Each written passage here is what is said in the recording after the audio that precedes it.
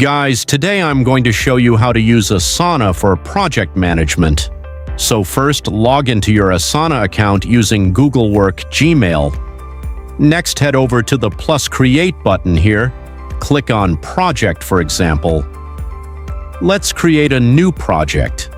Use this template project, for example, .project1 added to our workspace. Click Next Complete Project. Now we have successfully created our first new project in Asana. So here let's go to add a task.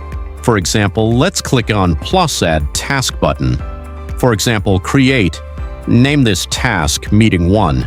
So you can click on this task and edit it, assign it to a team member, add the description of the task, this description, for example, description 1.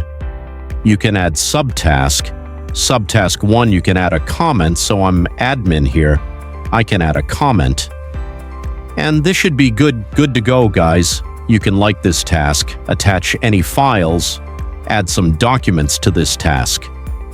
Here from your Google Drive or from your Box or Dropbox link, so this is it, guys. You can also have other tasks. Example tasks here are already on the schedule. You can go to Overview, the list. You can access the list of your tasks.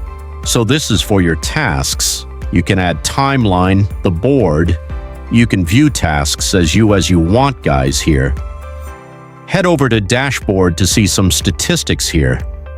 So, the task completed, the total task that you have in your project, the workflow, the calendar, and here you will find the message option to send message to the members and this task to that specific project.